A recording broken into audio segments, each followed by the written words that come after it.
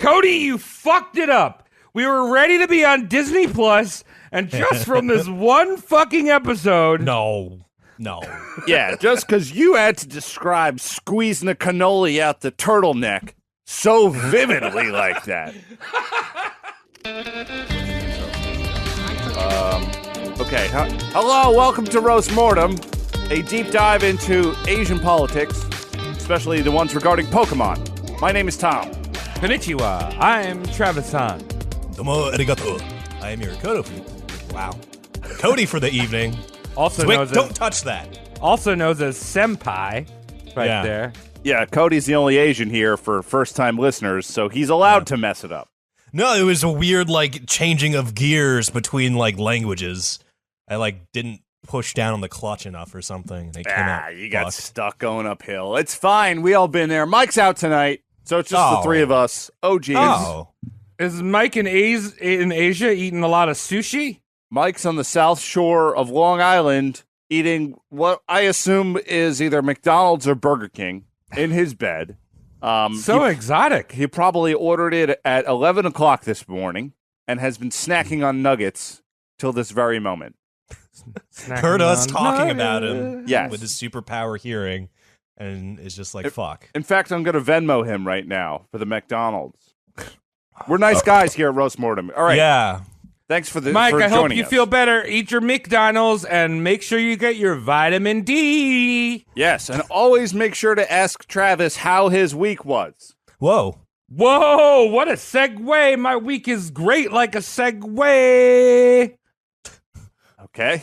What's our segue's great? I don't know. People go on tours when they go to a new city. Nah, hoverboards killed them, but, the whole flammability thing and explosive factor.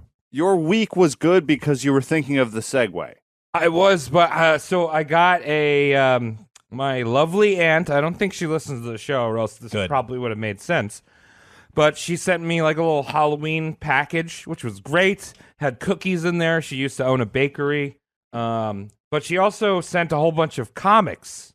And she wrote a note and she said, "Hey, I don't know why I have these. I think they're yours."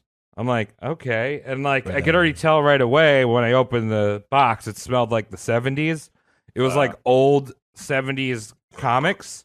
Cool. Right? And there's there's a few spirits in there, which is like a comic, but a few of them were legitimate cartoon porn snuff. Yeah. Awesome. She saw those two and we're like, oh, these are Travis's clearly. Well, yeah, no. And then I text her. I'm like, I think these are a little before my time. And I took a picture of, there's one of the magazines has a adults film thing, theaters. And it's just people banging and fucking tits out. I'm like, these were mine when I was a kid. And she's like, oh my God, I'm so embarrassed. I didn't even look at them. You see, if you sit in your apartment while Antifa is changing the world, someone will send you a package that will change your life. That's good news. Yeah. So that was good. Yeah. Cody, how was your week? I was getting ready all week to lecture Mike, but lo and behold, he's not fucking here. Because that boy needs to learn about fucking time zones. Because maybe a week ago he just woke up on his fucking Long Island time zone and sent a picture of a balding Brendan Fraser. No, a balding John Travolta to the group chat. Yes. But the thing is, that was 6 a.m. for Travis and 3 a.m. for fucking me. Okay. What's the point? And I don't want John Travolta on my phone at fucking 3 a.m. in the morning. It woke me up. Oh, you woke up and you're like, what's wrong? Yeah, I woke up. I freak out. I have anxiety when I get texted at night because it's just someone's locked out of the house or needs a ride. And then I just see John Travolta with a hairline back and... and then I think Mike thumbed up his own picture of John Travolta. That is annoying. And I'm just it's 3 a.m., bro. Yeah, fair enough. I would say you did try to spin that as a Mike problem, and it seems like a you problem, being scared out of bed when you hear a ding. I had a Mexican woman call me the other day. She had the wrong phone number. Mm-hmm. It was 7 o'clock in the morning. Oh, wow. Whose problem is that? That's mine. That's not her problem. Yeah. Well, Como es dias. You Yes. should have told her, and then go back to sleep. Yeah. So anyway, you might be able to How tell is this day? might be able to tell us a little bit of a slow start here right now. Yeah, Tom, how was your week? So I was at a wedding yesterday. I was Yeah. at my sister's wedding. Congratulations, Lizzie and Connor. Yeah. Someone's got a brother-in-law. Yeah, first brother. So, every time I go to a wedding, it's the same thing. It's always nice. Usually, it's nice, except for the two dry weddings I've been to, which were short. Don't do that. You do the wedding, and then it's all nice, and you have a great time. And the next day, the one question on your mind is, why am I alive? How did I drink that much, smoke that many cigarettes, eat that many hors d'oeuvres, and now I'm barely breathing in the stickiest, hottest room ever. It doesn't matter when the wedding is. You're going to be in a hot room the next day. Oh, yeah. Well, see, that's the thing is you got to go in with a plan. You know those hors d'oeuvres are going to be loaded with sodium. So you gotta make sure you go to the bar, ask for a few ice cubes to put in your beer. That is a good plan. Yeah. Yeah. I had a couple of those. But you know how it is. You see all the food, it smells delicious. And you're like, wow, I better have a little bit so I can make as much room as possible for booze. Yeah. So you're always hungry, and then it's like, I don't know, I'm gonna drink until I am not having fun anymore. So anyway, I'm having a late start this week. It's good. All right. You earned it. You helped with that wedding a lot, I heard. I did, and now I'm sweating, and I haven't showered since yesterday. I just laid in my bed. And your dog was the flower girl. Yeah. Yes. I too am from a sick family. Cody, who are we putting our legs across and pushing them back into the ground? I am so very excited for tonight's subject. Tonight's subject is Jack Parsons, the rocket man who pulled out his penis and was consequently written out of the history books. Do you guys know about this guy? I know a little bit about him. We mentioned him before on the podcast. Yeah, we mentioned, and then also about Aleister Crowley. They were kind of, they shook tips of dicks for a while or something. Something like that. I can't really remember the finer points, but I know that they were together. And Aleister Crowley is, he's one of my favorites. He's got a nice hat. Yes. Looks like, what's that stooge's name, Travis? Joe Besser? Yeah, Joe Besser. He looks like Joe Besser. Yeah, the knockoff Curly. He's just so terrible. There's nothing not to like. Joe or both of them. Okay. So wait, they just have that look like I've never impressed any woman, including my mother, before. You know what I mean? Like, wait, so this is the guy that started the Satanic college in New York City, Parsons. Right? No, he's not that guy. Oh, no, okay. He's he's a tricky figure because he's not in the history books. He made grand inventions and strives in technology, and no one's heard of him because he did there was multiple TMIs, too much informations, that ended up in the history books regarding him. So if you're ever going to touch your penis with Aleister Crowley, don't tweet about it, or don't let people know about it, or do it in a closed room. Why wouldn't you? All right, yeah, we'll have to pick apart those sentiments later. Tell us more about this guy. I want to know more. Let's get right into it. Yeah. Born as Marvel Whiteside Parsons Jr. on October 2nd, 1914. Marvel Whiteside, exactly how you think it'd be spelled, Parsons Jr. Wow. Marble. Like the stone. Marvel, like the comic books. Oh! So his parents hated him. One of his parents was named Marvel Whiteside Parsons Sr., so his father hated him, and so on and so forth. It's a rich tradition and loathing. Yeah, his dad was like, I'm so glad my dad named me such a fucking cool name. I'm gonna name my kid that. Yeah.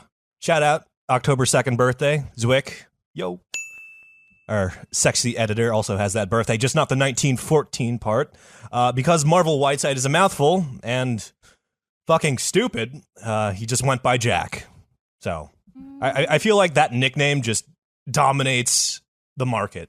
You know what I mean? Like your nickname could be like Eldritch Tongue, fuck this, fuck that, and the other thing. and your family just still calls you Jack. Yeah, pretty common one. It's weird. Yeah. What is Jack supposed to be? John, right? Jonathan, John. That's a weird one, right? Well, Kyle. Jack is also a name. My Jack, grandpa's name is Jackson Jack. can be That's what's on his birth certificate. birth. Yeah. Ah, well, one-eyed Jack. He's got 2 eyes. Jack's father, Marvel Whiteside Sr., was caught underneath a prostitute, and a nasty divorce unfolded when Jack, our subject, was just at the tender age of 1. So Jack's mother took a portion of the divorce settlement and bought a mansion on Millionaire Mile, which is a hoity-toity joint within Pasadena, California. And Jack grew up in luxury surrounded with domestic servants. So early life was really good for this kid, aside from, missing a father figure. You don't need him. Yeah. You don't need Well, him. maybe our subject did, because we'll get into it. When you say that he ended up on top of a whore, Underneath, underneath, he was underneath the whore. he got caught underneath a whore, yes. Okay, Parallel. so then, Adjacent then I don't to a know. whore. Maybe he was just sleeping on the beach, and And a whore tripped. No, it fell out of the sky and landed on him. Oh, yeah, sky whores. I hate Sky them. whores. That's the new Steven Zelda. Spielberg's movie. Oh, I was going with the Zelda franchise. They would do something stupid like that. Zelda and the Skyward Whore. Yeah. Yeah. Gotcha. But it doesn't matter. Okay, let's go. So Jack's mother was a bit of a Quaker, not like a fully devout Quaker, but just like, she's like, I'm into Jesus. She would be caught like leisurely reading the Bible, but her son, our subject tonight, Jack Parsons, was in stark fucking contrast. Jack loved reading sci-fi and spiritual fantasy. So, like, he'd be into, like, Milton's Paradise Lost and Dante's Inferno. Not necessarily the Bible, but maybe the fiction that comes from the Bible. Yeah. Now that I say it, I guess everything is fiction that comes out of the Bible. Wayo. Zinger! Hot take for 2020. Yeah. Yeah. No, What are I we, mean- only like 20 minutes in? So he just doesn't want to get that Jesus and oatmeal. He wants them cornflakes and Godathan. That's Jonathan and God. Yeah. Instead of, Cheetos and Mountain Dew are his blood and body of Christ at communion. One night, Mummy Dearest noticed Jack had isolated himself in his bedroom for a prolonged period of time. And she did the parent thing and walked right into an adolescent boy's, like, closed-door private bedroom without knocking. And there, she found her precious son in the middle of the profane act of summoning Satan.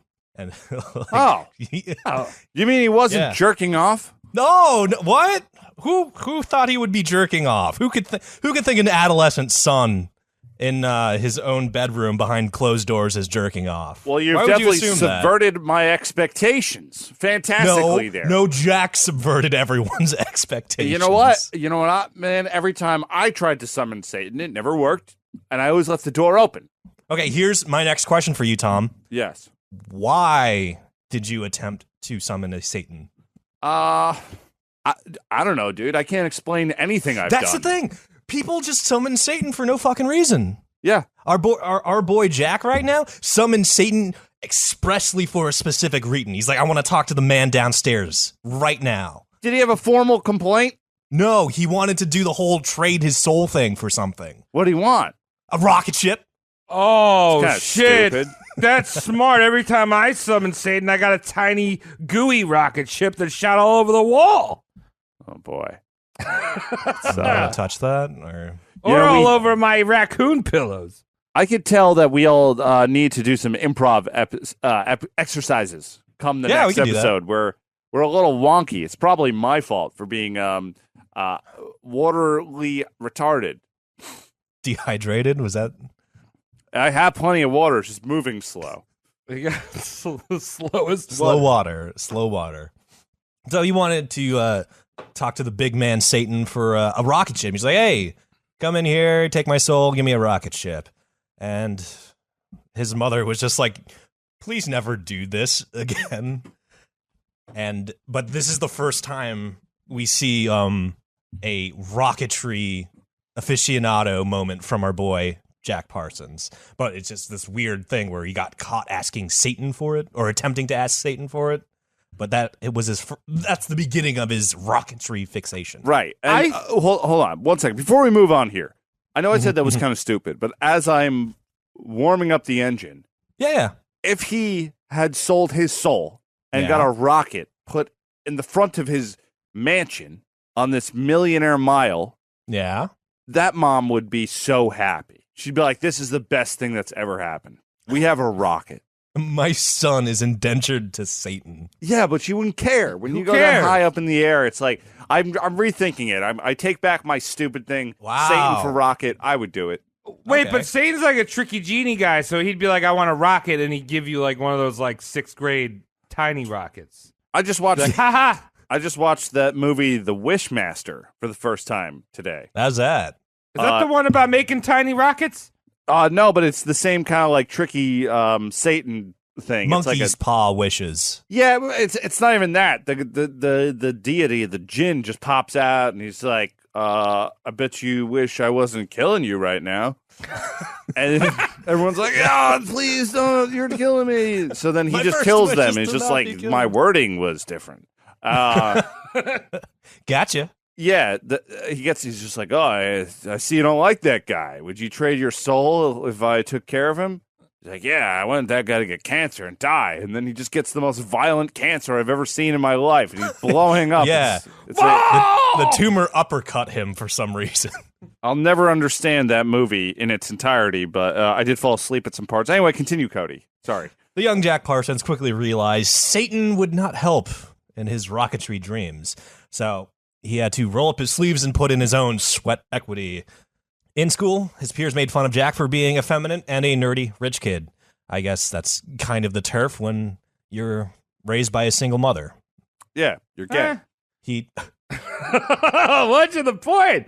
I was going to say, you could be a burly boy. There's nothing wrong with that. You could be burly effeminate. Nah, but you could be a burly effeminate boy. I kid. And you know I'm not. You know how I feel about people.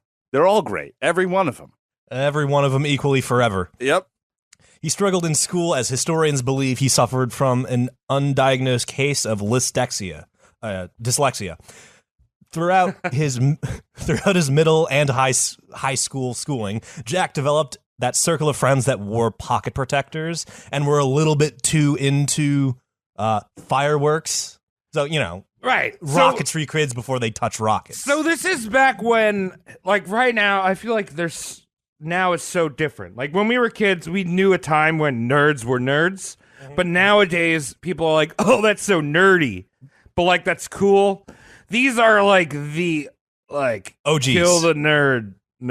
These are the nerds that the jocks would like, I'm gonna give you a wedgie that might fucking, cut off your femoral artery and cause an embolism or something like that. I think that really that's something we're missing in America right now. It's cool to be everything, and I think that's unfortunate.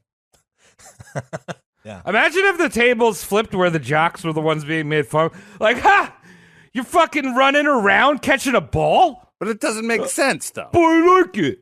It would never make sense, though, because the testosterone is like what makes them the jocks. And makes them angry. Well, just imagine, like, instead of, like, the testosterone makes you want to, like, fire a rocket at people instead of throw a ball at them. Look, yeah, like a Dr. Robotnik testosterone. We've never been on a good track. It's all going downhill. We had this brief period of Hollywood history that was able to solidify what a nerd was supposed to be. They knocked it out of the fucking park, and then we took it too literally. And everyone wanted to dress up like Darth Vader and rape women. Nerds. Revenge of the Nerds, that was a real scene. Remember that one? And that was funny. Never saw it. Revenge of the Nerds, that was a real thing. Guy dressed up like Darth Vader, and then he made his... We can cut that out, Swick. All right. No, you had no idea what I was talking about, so I did terrible. not. So these nerds, these pocket protector sporting nerds, are doing October Sky type shit. You know what I mean? Like, well, let's see what we can get away with strapping to like a bottle rocket and see what we can get like in the sky. The circle of friends would keep all of their fingers, but Jack's family backyard, aka like, the Pasadena mansion backyard, was just literally craters from like botched ignitions of rocket. That's another thing we're missing is kids need to play with more explosives and mercury. this could be that episode where everything this guy does, we say, you know what, we need more of that. And then by the end of this, we're going to be like, let's go dig this guy up and put him in a chair and run him for president. Yeah, we'll like touch a jumper cable to his nipples and see if he like comes back. He might be dead, but come on. So are the other two. There you go. The Fly agrees. Yeah, the Fly agrees. Your boy Jack figured out someone could make a really potent do-it-yourself rocket if you gutted a cherry bomb, mixed the guts with glue, and then casted that goopy bit into a hollow cylinder using aluminum foil as a mold. So history misses this like monumental moment, but this little guy just invented solid rocket fuel in his backyard. And it was like, for the first time, like, ever. Like, whoa! Usually, until this point, it was liquid or granular, like gunpowder. Huh. Interesting. Wow. So, smart boy. Well, you know what? I said kids need to play with more explosives. I did see an article the other day, and this goes back to this guy making rocket fuel. There was some kid that made, like, a nuclear reactor in his bedroom, like, 2 weeks ago. It was like, he's, like, 13, and he, like, split... Like, he made a nuclear reactor. Well, wow. Yeah. So, I don't know. Maybe there is hope. Maybe we'll all blow up in a nuclear Is he explosion. alive? Are people okay? Yeah. Do I need to be worried? I just heard there was an unauthorized fission experiment happening on the planet I live on. Whether you worry is up to you. But right. to say that he shouldn't be doing that, it would probably be infringing on his Second Amendment right. So, that's food for thought. Second Amendment right where a kid can be a kid. Yeah. Let's have fun already. Yeah. I want a CG rat to jump on my pizza. I want bears with arms that can give me pizza. And guns. And guns. Mm-hmm. Guns in the ball pit. Gotta find them, kids. Yeah, and then the magazine and ammunition is what you have to buy behind the ticket counter for like 150 tickets. That's easy. So, you ski ball for long enough, you'll get the amount of bullets you need to off yourself in no time. Well, that should just be one then. Yeah. Anyway, that got dark. So as I said, the significance of like this is humongous. This is the stuff that gets man on the moon, solid rocket fuel, and here's Jack Parsons just like, dicking around with like glue, probably huffing the glue, and he just makes it in his backyard with his friends. I like this. Big deal. Does anyone notice this? Does he bring it to the science fair? Or not yet. not yet. Okay. Everyone, not yet. Because, okay, so here's the thing. Back in the day, there's only one thing rockets are used for, and that's making a weaponized payload go over there and ruin some motherfucker's day that's not American. There's no other reason you play with rockets unless you're trying to blow up a dude or blow up a dude's, like, house. Like, that's the only... Because, like... If you say you're going to put a man into a rocket and fire him to the moon, you just get thrown into the loony bin. Right. At this point in age. Rockets that have existed for centuries, and it's always just been a very bad, highly inaccurate artillery thing. Yep. That was mainly used for shock and awe. Mm-hmm. So that's kind of the only reason. And just also background information, Uncle Sam does not like the word rocketry for some reason. Uncle Sam likes the word jet propulsion. So like, because rocketry is like the quack term for the science. That's like, I'm going to send a man to Saturn with this fucking rocket. But if you're like jet propulsion, Uncle Sam's like, oh, you can make aircraft get off the ground without a runway. So like, that's how you got to disguise your grant bids in the future, just so you know. I see. But absolutely don't talk about sending a man to the moon, because Uncle Sam will be like, you, what? You're crazy. No grant for you. Only Nazis up there. Yeah, what the fuck? So Jack is being a brainiac geek, but he's not doing good in school because he's too busy like trying to like, make a rocket. He was beyond school. He was tinkering too hard. And so his mother was just like, all right, you're fucking up my backyard. Your grades are slipping. You're going to Brown boarding school. That was also like a military like style boarding school. You know what I mean? So it was like one of those like sleepaway hellholes that you send your kid when they're misbehaving in this day and age. This is where boys become men, and men this is where like boys to become love men. It's all fun. way to cut my counterpoint that I was about to make. But this was kind of also done to like knock out the effeminacy of Jack. Like, you're too effeminate. Go to military boarding school. Yeah, you're too effeminate. Hang out with all of these men. And smell them as they sleep. This happened once before, I believe, with William S. Burroughs. Sure. Yeah. He got sent away to boarding school where he was certainly plowed into pure enjoyment. Yeah, well, here's the thing: is I don't know when there was that dynamic shift in social norms, but like dudes would just shower together. Yep. Mm-hmm. Some dudes still shower together. Some old dudes still do. I don't know. At some point, it was like, they used to do it in school. Everyone get naked in the shower. And then Lexington Steele was born, and the entirety of the male, gender was suddenly embarrassed. Yes, we were all embarrassed, which is good. I'm pro embarrassment. I always have been.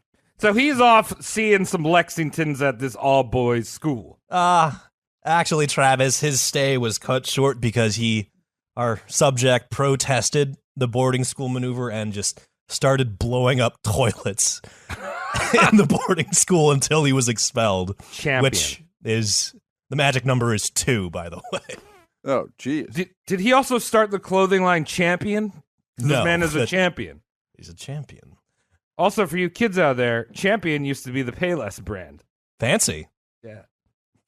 Jack would enjoy his college days a little bit more fruitfully because he didn't blow up any toilets then. He majored in physics and chem at Pasadena College and later at Stanford.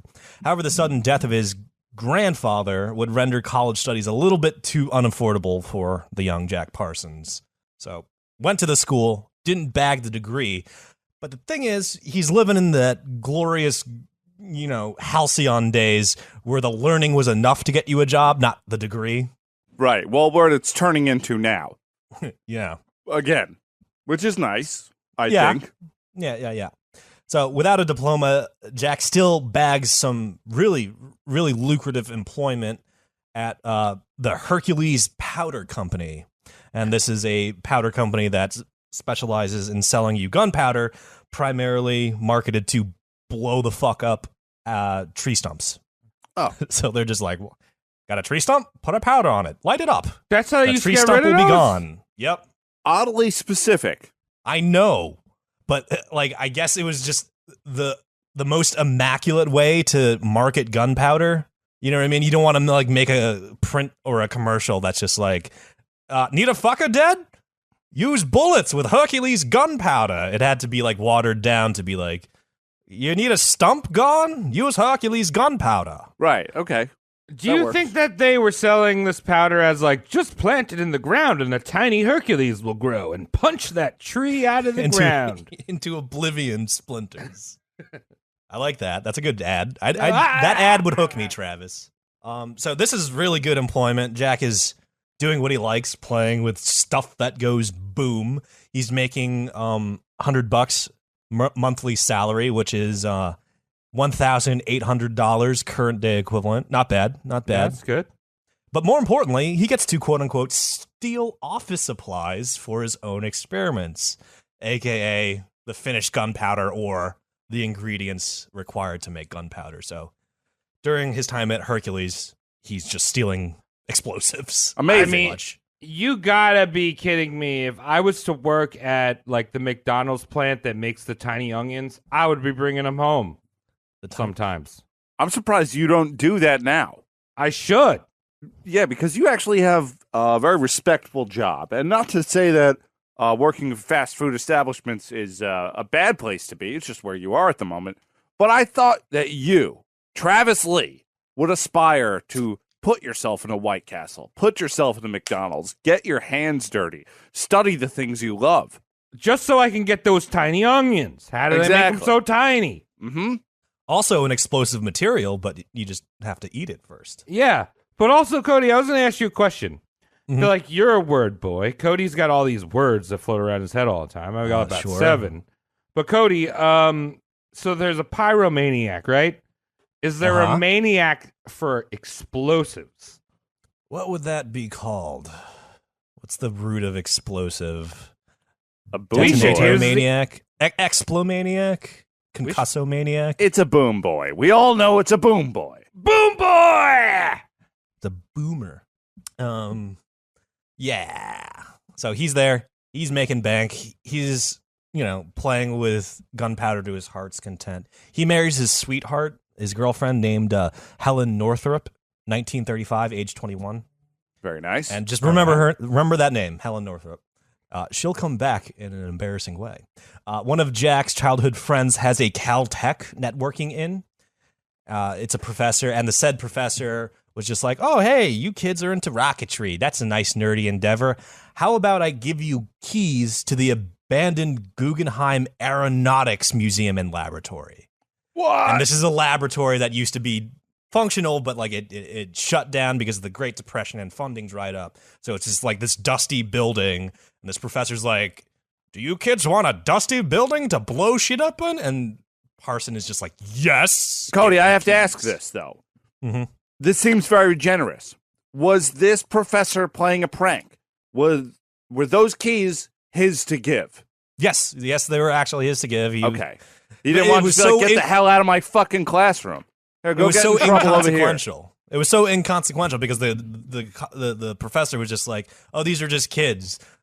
And also, keep in mind, it's the heyday of just like, oh, boys will be boys and they'll do this. But like, the professor didn't realize he was, aiding the father of all fucking space travel.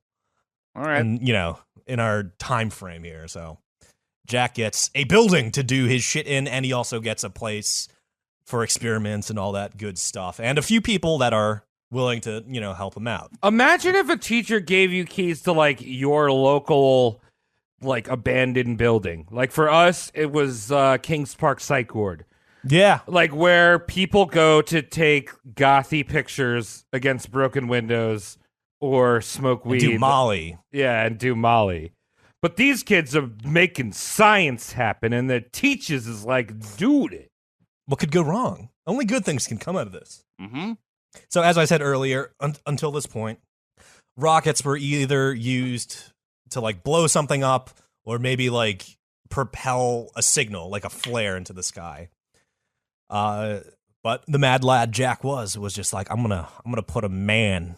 I'm gonna make a rocket. I'm gonna put a man in it. I'm gonna aim that to the moon, and you'll all see. So he's talking crazy talk right now for the time. Right, but you got to start off small. Always got to start off squirrels small. And stuff. Got to get them to the moon first, because no, instead of the moon, it's the top of the local radio tower.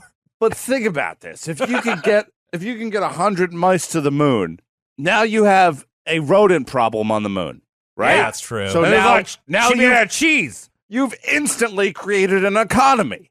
We're gonna need people to get rid of these mice on the moon. Those people are going to need food. They're going to need hamburger sandwiches. They're going to need Frankfurter sandwiches to stay working. And believe me, you want to be the fast food chain that sells the first moon burger. Yes, you do. And when those exterminators come, they're going to have sex with each other. And then they're going to have to make houses for exterminators and exterminator children. Just getting mice to the moon is the best thing that you could do for men. And, and the exterminator children will get kinky and start getting it with the mice. And then because of the 0 G's, we'll have mice exterminator people. It's not 0 G's, okay? Men with tails, with weird tails. Okay, well, now you're talking fantasy. That's not fantasy, I was talking Tom. Science. Not fantasy, Tom. Human space travel was strictly science fiction in this time. Like there were peer-reviewed academic papers that just said human space travel impossible, can't do, will never happen. Like these are like the current day eggheads that are saying like it can't be done. Right. Look, we know how to make toasters. We've got that on lock and key. We got talcum powder. We can drive across these United States in vehicles. What else do you want? Do you really need to go all the way over there? What's up there? Nothing. And then you find out that someone has mice over there. So you got to get rid of the mice. Yeah. Little space ratatouilles. That's why I'm talking science and you're talking gibberish, Travis. No, it's space ratatouilles, man. They're just making culinary cheese up on the moon. Space ratatouille. It's Wally and Watooey. Our favorite Pixar vermin. Gentlemen. So during all of this, when Jack is like making rockets, in his mind, he's like, I'm going to send a fucker to the moon. But on the outside, he has to say like, I'm building something to sell to the United States government to blow up Nazis or Russians or communists, even though those things and those ideologies haven't unfolded yet. So he's doing this like kind of like dance. He's like this is for weapons, but in the back of his mind, it's like this is for human space travel and such. Well, right, like the U.S. government, even if it's like fantasy shit, they'll still like entertain it. I mean, like operate like for a while. Yeah, like the Operation Blue Book when they were looking into like UFOs and shit. Like, oh, people are seeing UFOs. We should look into it. I'm absolutely sure, like, during, like, Cold War, like, there was an honest-to-goodness, like, PsyOps department on the Soviet and American side. Oh, yeah, there's MK Ultra. You guys sound like children right now. Shut we up. know this existed. You can say, oh, I'm pretty sure, or whatever. Travis like, I don't know, probably happened. We know there are things in space that are coming and cohorting with some of our military's finest. We get it. Wow. And they're mice. They're working on getting the mice off the moon.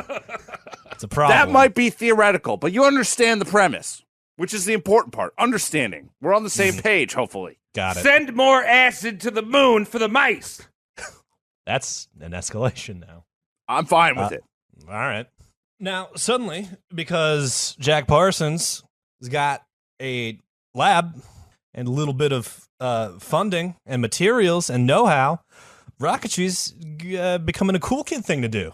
When he was like mouth-breathing nerd pen protector earlier, nothing. But now it's like, oh, these are the cool kids because they make things go whoosh and boom. So you're telling me there's another great shift? Because I was just talking about the great shift. Mm-hmm, mm-hmm. So there was a great shift back then, too? A little bit of one. It's not right. like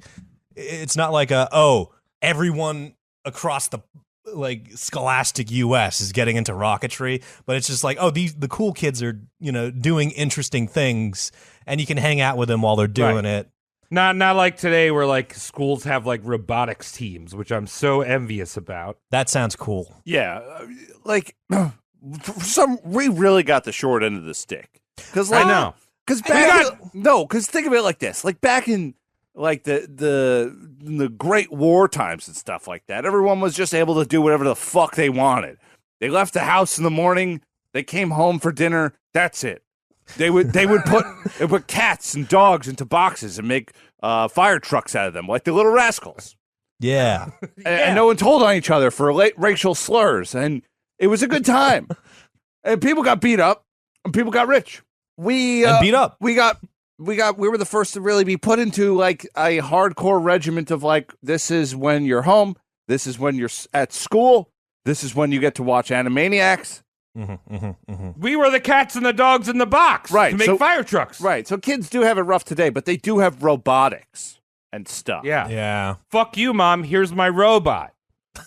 Oh. Tell me about that great TV show you saw when you were a kid. This is a robot. I had one Connect set. It was for a wheelbarrow. Cool. Who cares about the wheelbarrow? I had a Lincoln Park Logs. That was all I got. Yeah. Like I was Benjamin Abraham Lincoln breaking. Ow. That hurt. Yeah, that was a rough one, Travis. Don't worry about it. rough. I know how to do it. All right. Make a castle out of logs. Cody, keep telling me about great.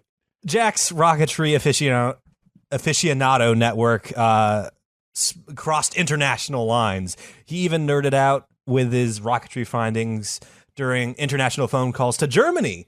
He shared rocketry nuances with Werner von Braun, who would go on to contribute to the Luftwaffe's flying bombs that bombarded England later on. But oops, but can you blame him? Cause and effect. Had England not been bombed to shit, would we have the Beatles? Would the world be able to imagine? Probably not. It's been a hard day's night, getting bombed all the fuck. Quite the question to be asked here. The question is, without Jack Parsons, would England have experienced the Blitz? Yeah. I was skipping the Blitz and going right to the Beatles, but the Blitz is more close to home. So all right, maybe fine. You tell me. Yeah. So this is like one of the first times we can see one of Jack's major character flaws throughout his entire life is he can't see the potential evil in others and in cohorting with those people. You know what I mean? So he's just like, it's information. Why not spread it? It's just like, well, because someone can take that and do bad things with it. Mm-hmm. So he's like a Willis Wonka.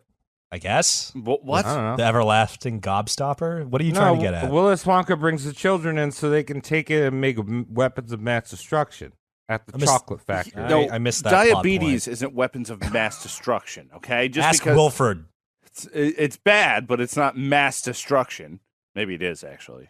Well, as it comes out of my mouth, I change my mind. Oh, Willy Wonka of science.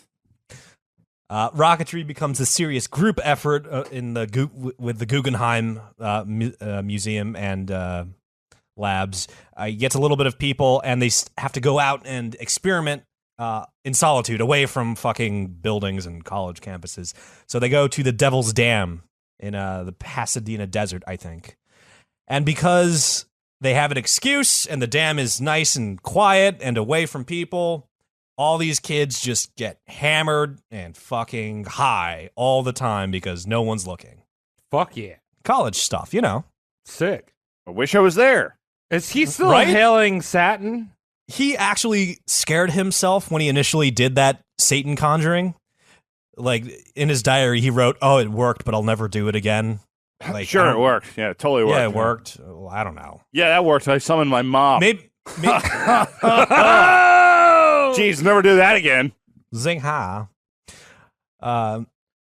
So he's downplaying it, but it'll come back with a vengeance later, Travis. So him and his friends are playing with rocket fuel, high as a fucking Brontosaurus frenulum, drunk as a skunk at the Devil's Dam. And because they're playing with explosives and high and drunk, they get the nickname Suicide Squad. What? Yes. But isn't that heroes? They're villains of the DC universe, but the original Suicide Squad is our subject tonight with his rocketry nerds experimenting at the Devil's Dam, all drunk and high. It's funny because this guy's name is Marvel. And also, who gives a shit about DC? Well, but also, wait, was there a girl in the group that was like hot and had like cotton candy hair and also a butt plug and a baseball bat? Didn't come up in my research. Well, then not Suicide Squad. I think it failed. You're thinking of Suicide Girls. Yeah, but as he's describing Harley Quinn from the Suicide Squad. What porno is she in? Oh, a bunch, I'm sure. All of them. Go to onlyfans.com. Every website's got Harley, baseball bat, candy hair, baby girl. Forward that to Travis's Twitter if you run across that on Pornhub. Or if you have that type of material. Remove me from that chat. So everyone's drunk, everyone's high, everyone's playing with explosives. No one actually gets seriously injured. So the Suicide Squad doesn't like live up to their name, but they tinker amongst their intoxicated states, and they invent something called the Jado rocket. Does that sound familiar to anyone? Jado rocket? No. Stands for it's an acronym that stands for Jet Assist Takeoff, JATO. If you've ever watched Mythbusters episode 1, they strap a bunch of these. They strap a bunch of JATO rockets to a fucking Chevy Impala and try to do a sick jump with it. Spoilers: it caused an explosion, but they knew what they were doing. They were. Is that with the bald Irishman and the smaller Irishman? Yeah. Didn't that guy have sex with his sister? That's which one? The bald? Out. Adam bald Savage. Irishman? Something about having sex with his sister. Hold for research. That's Savage.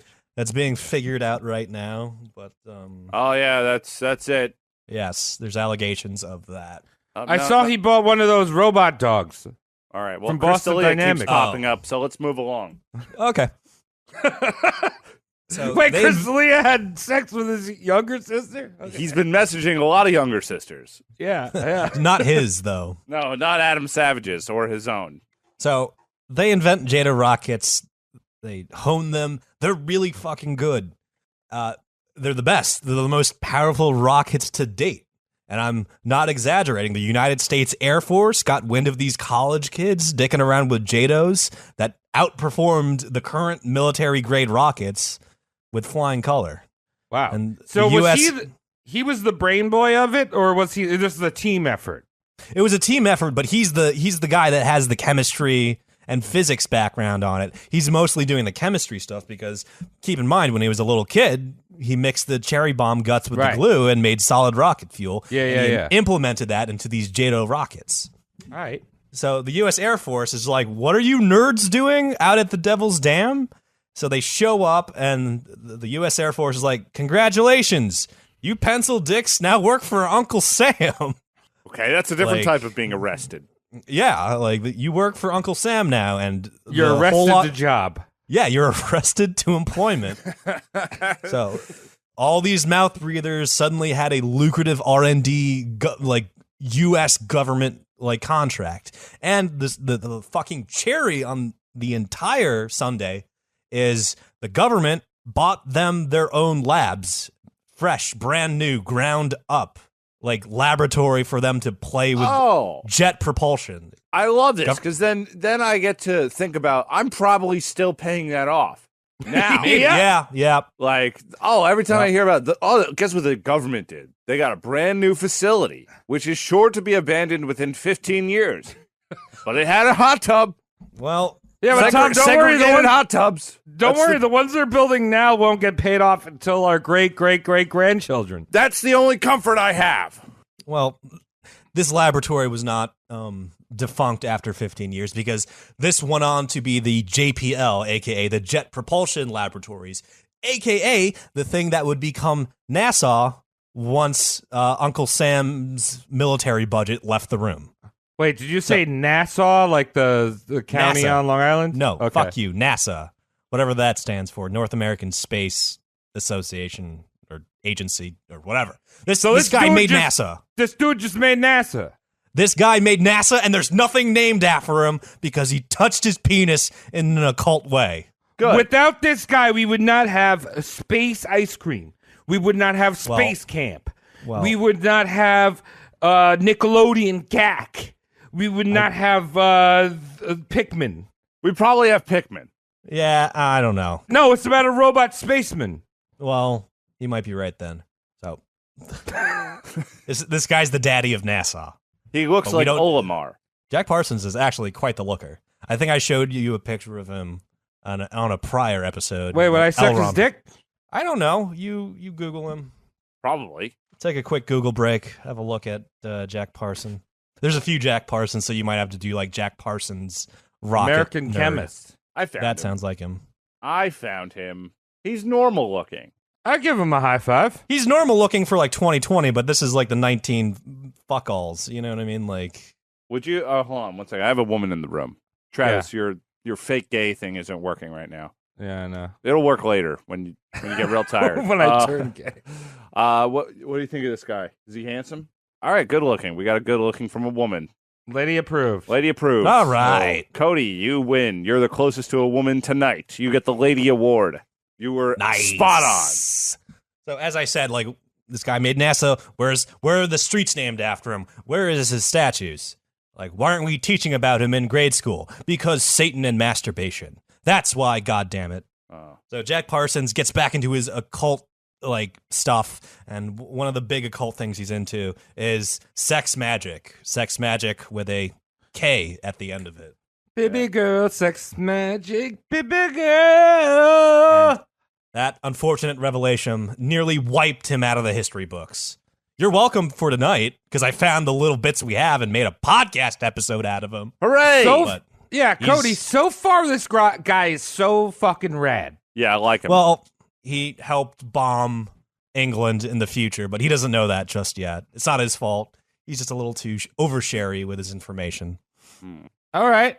So, where was I? Oh, yeah, the sex stuff. And this sex magic shunning is more than just the puritanical right wing not having a good time. The scientific community is also shunning him for like the occult shit. Because if you build a rocket ship and explains it works in part due to occult magic, no one's going to finance that. No one's going to collaborate, promote, captain, ride, or be in the general vicinity when that thing lights up. Yes, great point. Even if you are running a rocket entirely on black sex magic, don't tell your investors. Tell them it's something else. Risk the Scarelli prosecution. It's worth it. They'll keep their mouths shut. It's Pepsi Cola. It's Pepsi Cola. Nothing. Yeah, runs on Pepsi. Go ahead. Pepsi will love that. So he's not popular anymore because he was a cool kid and now he's like the weird kid that's like ruining the group effort. Because imagine like imagine like me, Travis, and Tom like invent like something really cool that propels humans into the next stage of their evolution. And like Travis Roast Mortem Cast. Like Roast Mortem Cast. Okay, and Travis explains, oh, it works because I masturbate enough. Like everyone's I'm going to be like, no, Travis, don't say that. Well, I don't know. Also, Cody, I will admit I'm not very horny right now. Can you make me horny? Are you going to tell me stories that make me horny? Depends what kind of stuff you're into later. Sex. Oh yeah, wait, Cody, are we talking about? Do you have any details of the sex magic, or do we need a specific Aleister Crowley episode for that? Once Aleister Crowley jumps into the fray, I will give you a rundown of Thelema, and Thelema is the big old pie that is like ask the universe what you want, and you get it. Maybe masturbate a little bit. It's up to you, really, how it gets achieved, but we'll touch on that in a little bit. 2 hot dogs, blowjob. I'm asking. It's not. No one's giving me anything. Is Satan not real? Go to our Patreon. Give Travis your blowjob and figure out how much money you would charge for a blowjob. Then give that to Travis. Or somebody send Travis an auto blow. Travis will fill it up with gunpowder and then light it and see what happens. What's also, auto blow? You haven't seen an auto blow? No. Travis, I feel like you'd be one of the few people out there that would be okay with a secondhand auto blow. Oh, Jesus, what is it? I'm gonna send you the website right now. Look at the name of it and fucking guess, you weirdo. Here, an automatic blowjob. Yeah. Here you go. But what does that mean? Go to this website. Is there a robot? Hold for research. An AI. Oh! Wait, you didn't know this existed? Oh! We've been making jokes about this for the longest time. Oh! Yeah! Yeah, baby, we are in the future. That's all it takes. We are in the future. Some people, it's just cheese and crackers. Yo, but you know this. You know this is real. It's been on Vice, BuzzFeed, the Men's Health, Comedy Central, HBO. Woohoo! Yep. So I'm gonna buy one. We have had an owner of an auto blow as a guest on this podcast. Who? Dick. Oh yeah, he has one. I forgot about that. He like didn't shut up about it. There was like an episode of the Dick Show that was literally just 25 minutes of him praising it. I might have zoned out a little bit on that. Yeah, some people might have skipped, but regardless.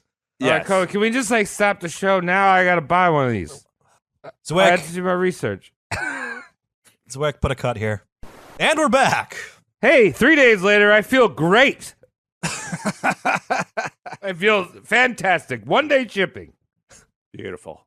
Beautiful. So before we get into Thelema and blowjobs from whatever, we're going to talk about Jack's legal, it's not troubles, legal parades, outings, exhibitions. Anyway, Jack made a splash in paper headlines as he offered expert testimony during the trial of Captain Earl Kynett. Earl was head of LAPD intelligence who conspired to murder a private investigator for whistleblowing on some good old-fashioned police corruption. Earl's weapon of choice for his attempted murder was a car bomb. The courts asked local universities for an explosive expert, and I'd like to think Jack Parsons, reeking of marijuana and rocket fuel, kicked in the courtroom door and was like, "I got this, Your Honor." Right. As opposed to a letter saying, "Would you please show up here? Please take a shower before you enter the courtroom." You dirty beatnik. Earl's defense lawyer pointed out Jack was simply a non-degree holding rocket hobbyist who commanded no real expertise. Jack said a proverbial fuck you as he studied the wreckage of the non-fatal car bombing, reverse engineered the IED, and detonated it in a controlled experiment nearly perfectly recreating the aftermath of the attempted murder. Damn. And just so you know, recreating an explosion, really fucking tricky. Your boy tonight just does it. He's like, oh, I see what they did here. They used this for like the ignition. They used that for like the accelerant. So XYZ, you know, your mom. Not only did that guy light off the explosion and walk away from it, like not looking, he probably also pulled his glasses off and was like, "Yo, I feel so alive for the very first time." I've been singing that song a lot. Dude, it's a great song. But also, I got a question. So we're not talking about a hippie here. We're talking about a beatnik, right? This is the 50s. Kinda. He's just imagine the nerdy goth kid that has a roller coaster of popularity and acceptance. But we're in the 50s, though, right? No. He's born in 1914, and he's in college now? Yeah, so... Like 40s? 30s? Yeah, around there, because... Okay. Yeah, he lives fast and hard young. Okay. And keep in mind, his college wasn't to completion, Trent. You didn't get the degree. Right. Like, it wasn't the full 4 or 8 years or whatever. So this demonstration, paired with Jack's expert testimony, damned Captain Earl to prison. Jack Parsons was hailed as a brainiac hero that helped in serving justice. Things were good, but spoilers, this is the last good bit of PR Jack Parsons would ever enjoy. Oh, okay. Now, Travis, you were all abuzz with this earlier. As aforementioned, Jack had this weird nuance of occultism and science working in tandem.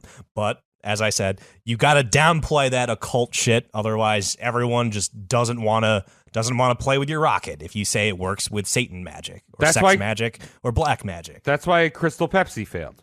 That's not a lot of people know that. Thank you, Travis. Yeah, very true. I'm serious. Nice. So, to compartmentalize his science and occult endeavors, around the age of 23, Jack needs his own occult bachelor pad. And it just so happens Jack at this time is pulling in U.S. military bank. Remember the JPL contract? Mm-hmm. He buys himself a mansion and christens it the Parsonage. It's good. He's got jokes. You see that? Who wants to live there with their wet, sexy bodies? What, the Parson family? Yeah, what? The parsonage. No thanks. I'm not going there for Thanksgiving. Nah. You wouldn't, because the parsonage would be filled with occult icons and space age gadgets. That sounds cool. It probably just smelled like sex and propellant. Honestly. That sounds awesome. This is one of my favorite people we've ever talked about. All right. Right? Well, let's sully him a bit. Enter the one and only Aleister Crowley. And Aleister Crowley has this entire belief system called Thelema. So, enter. So he shows up to the parsonage is like, hey, Parsons. You want to suck dick? You want to have fun with the girls? Wow, what a good Joe Besser impression. I mean... Yeah, it's Joe Besser and Mike Tyson in one. Great. That's Aleister Crowley. Yeah. That's what that is. Mm-hmm. That's that flavor. Yeah, vicious sex, which I think both Joe Besser and Mike Tyson are one to partake in. Yeah, missing ears everywhere. Jack and Crowley met when Jack attended a Gnostic mass at the Church of Thelema.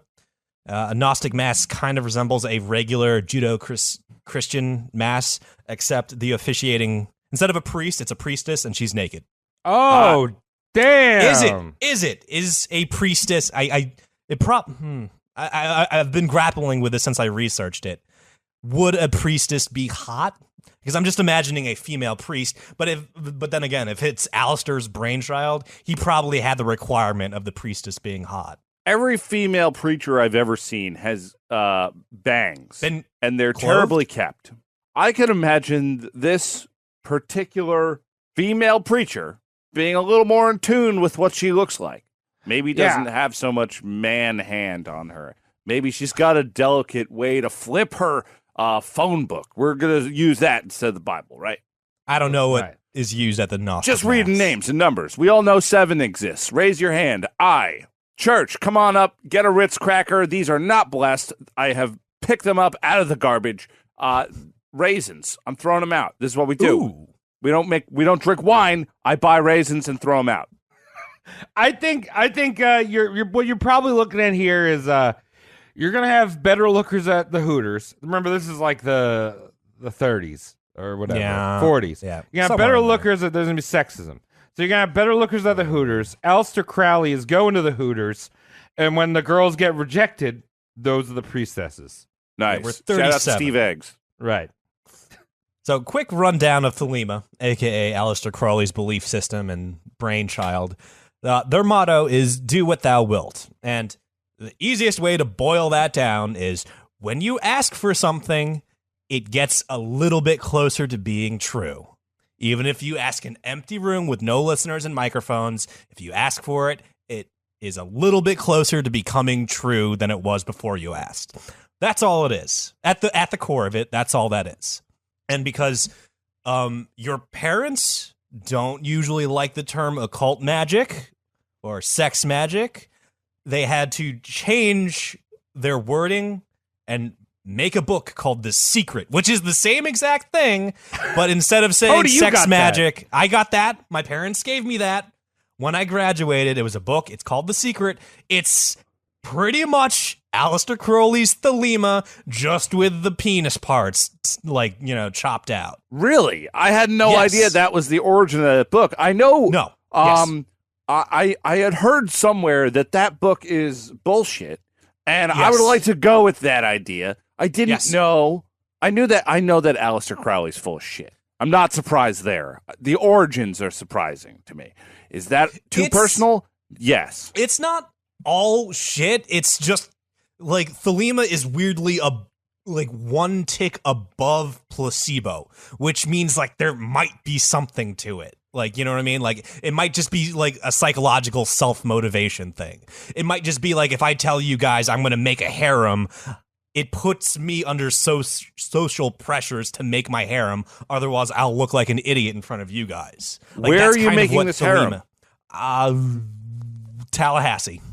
I'm moving. I'll meet you there. Yeah. We can have it be Pokemon-based or whatever. Anyway, so... Wait, so Cody, are you telling me that my therapist was like coming on to me? Because she was very new agey. I'm not into that. But like my previous therapist was like, "Oh, you just have to put it out in the universe. That's what it is. The universe and come back. Putting it out in the universe. Okay. You know what I mean? All right. It's kind of like the reverse. So she wanted to suck my wee-wee. That's unprofessional. That's very unprofessional. Shouldn't say that. Shouldn't Don't say ask it out the loud. universe. You can get her discredited as a person who sits on a couch. No, therapists don't have any. There's no crediting for therapists. They could be anyone. They got a couch. You gotta get their couch taken away from them. You actually have to get certified for therapy at IKEA. Because you buy the couch and then you pay an extra $100, and it's the Swedish style of therapy. Come, sit down, have some lox, some smoked Fika. salmon, and a bit of garbled stinked. It's delicious stuff. Stinked. All right. Seafood in a cup. The way I take away Thelema is, imagine using Murphy's Law for good. You know what I mean? Like, like when you're late to work and you're just like, oh, I hope I don't hit traffic. You fucking hit traffic because you quote unquote put it out into the universe. So instead of saying you hope you don't miss it, you should just say like, oh, I hope I like crash into like the Bang bus and get a free demonstration on the way to work. That way it might happen. If I'm late, it better be worth it. That'd be so sick. I'm just imagining some man just shooting through his windshield into a bunch of naked ladies. And they're not dead or angry about it. They're like, I'll pick that glass out for you and suck your wee-wee. Your whole wee-wee. Sounds pretty cool. Yes. That's Thelema, okay? Okay, cool. I like this. I'm an Aleister Crowley. That's it at its core. But Thelema hands out bonus points and these bonus points give it its negative connotation. So bonus points if you ask the universe mid-cum shot. It works better if you ask the universe for something mid-cum shot, mid-orgasm, mid-squirt, mid-quiver and quake. That fucking makes sense, dude.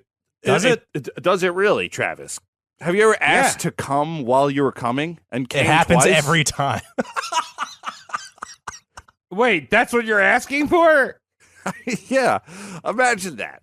Imagine. You're like, man. It's a vicious cycle. Yeah. You just stand, like, you know what I mean, at your boudoir in front of your full-length, full-body mirror, just constantly coming until you die of starvation. Uh-huh. Well, I don't know what ladies... It's a loop. It's a loop. Ladies get the sense of coming for like 5 minutes or something. Guys, it's like 2 seconds. Right. So an extra one is a freebie.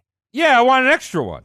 Okay, so that's while you're coming, you ask, "Oh, I want to come," and then the spirits and a bald man around you will sneak out of the closet and continuously jerk you off really quick. You can't see it. You can't see it. Like a midnight whisperer just pulling on you, going, "Whoa, got everything I want here." I'm halfway there, dog. I'm Bon Jovi. Are you horny now? I'm Bon Jovi. I'm horny, and I'm fucking Bon Jovi for Aleister Crowley. All right. Wow. Thanos. What is it? Thelema. Thelema. So bonus points if you ask mid-coom, and even more bonus points if you round up your friends and ask them.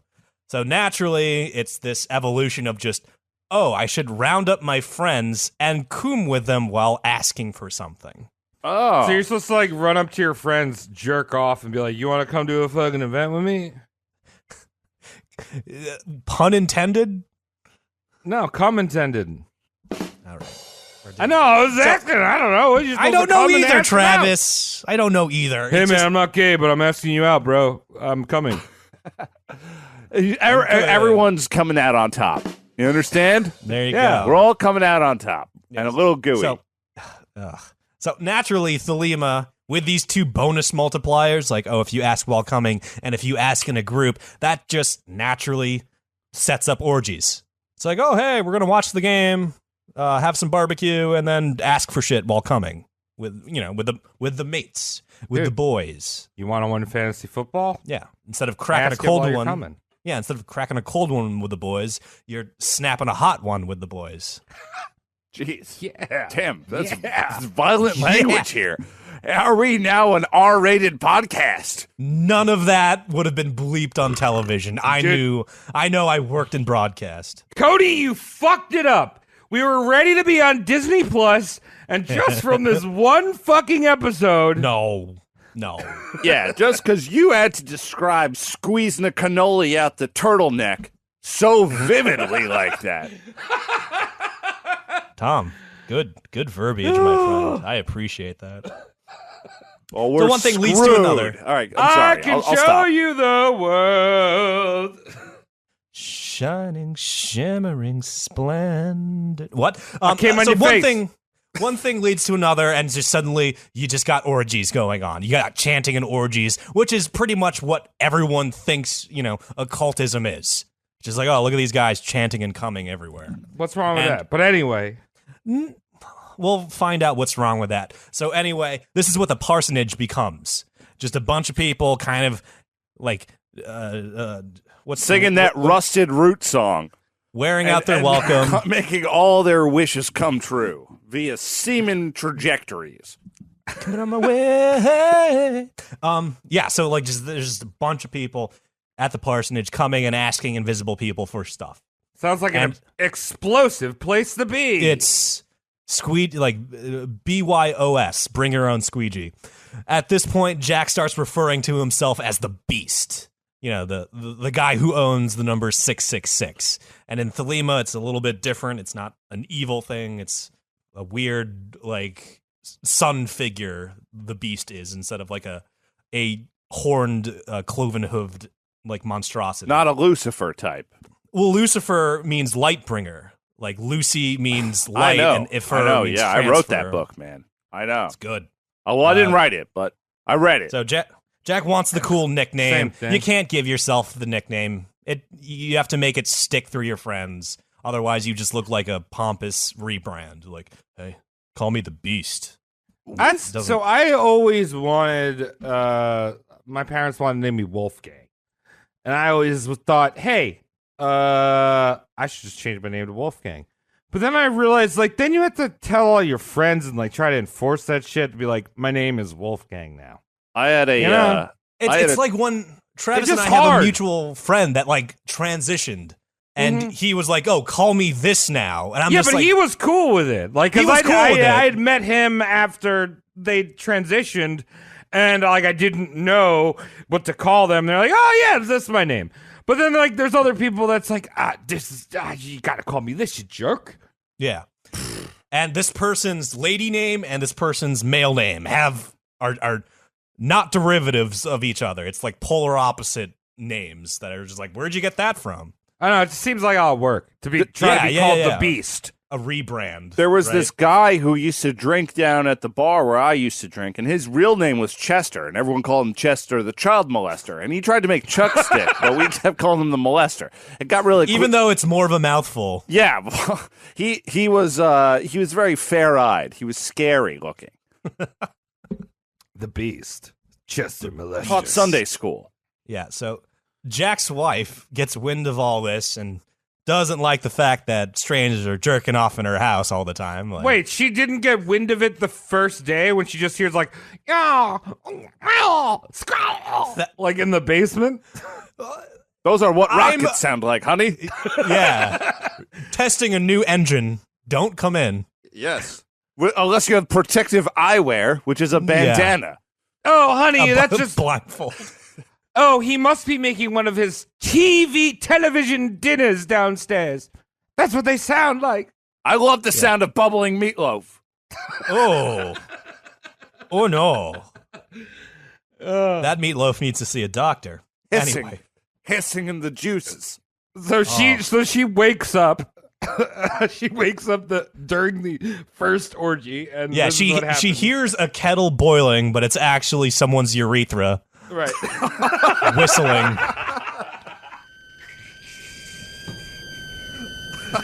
Okay. Put a kettle boiling sound effect in. Shove a cork in it, Henry.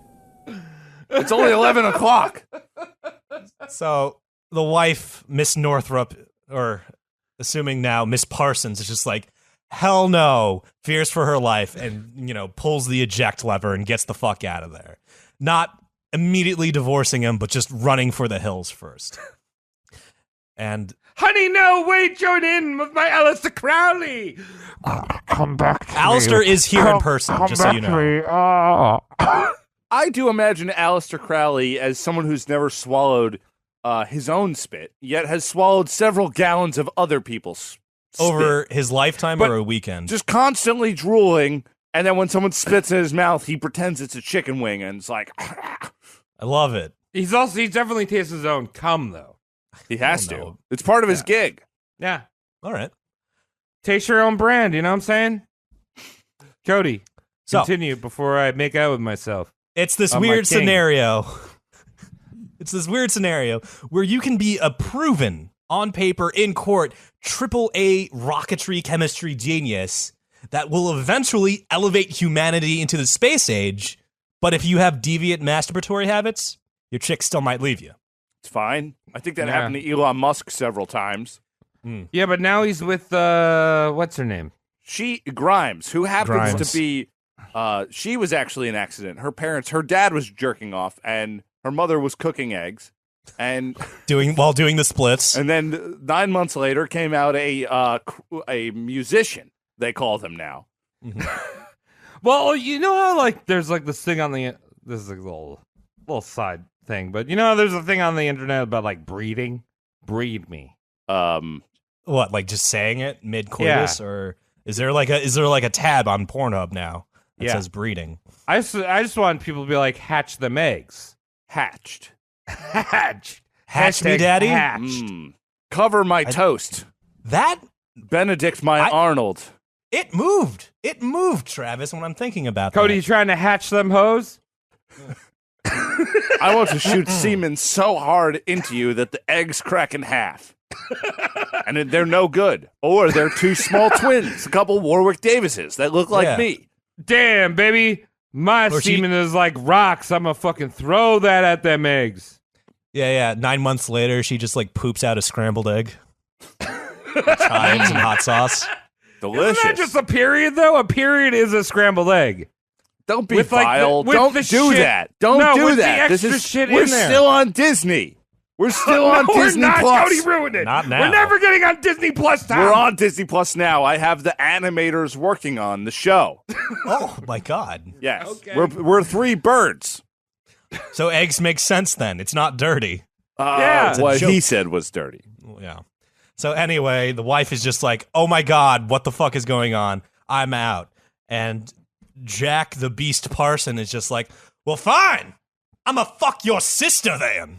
So Jack Parsons starts without divorcing, starts porking Helen's sister Sarah Northrop because she's into that, I guess.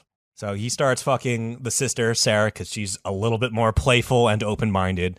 But there you have it. Now, around this time, enter the one, the only L. Ron Hubbard.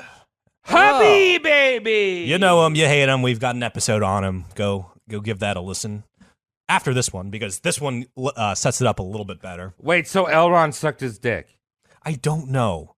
If anything, Jack would have sucked Elrond's dick because Jack, remember, hardcore sci-fi fanboy. Okay. But So they when all both Elrond- want to make wishes, so it's like a 69. They both want to make wishes. So it's like a Yes. 69, probably. Be real. This is a religion. You're supposed to be tolerant to other people. That's not what religion does, you weirdo. Well, yeah, that's true. But, like, they say that's what they want. Yeah, but that's not what they do. Elrond comes in. Jack is full fanboy because he's got an erection for science fiction writers or science fiction writing, and Elrond at this point is a science fiction writer. He's like, "Oh my God, we're gonna have a party later that involves masturbating. Do you wanna stay, Mr. Elrond?" And Elrond was like, "Oh hell yeah, I'm staying for the masturbating party." And it turned into that weird like situation where your friend asks to stay a night, and the night turns into a weekend, and then it turns into like 2 weeks, and then they're just living there with you. You have a new roommate. That's what Elrond did to Jack Parsons.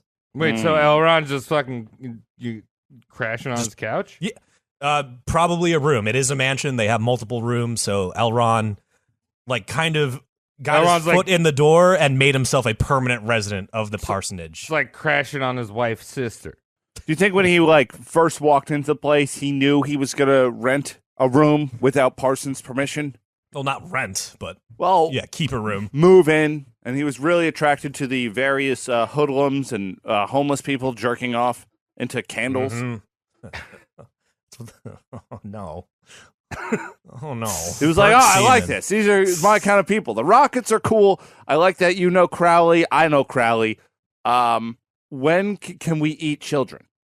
That's the end goal of everything occult. So the parsonage becomes this place of hedonism.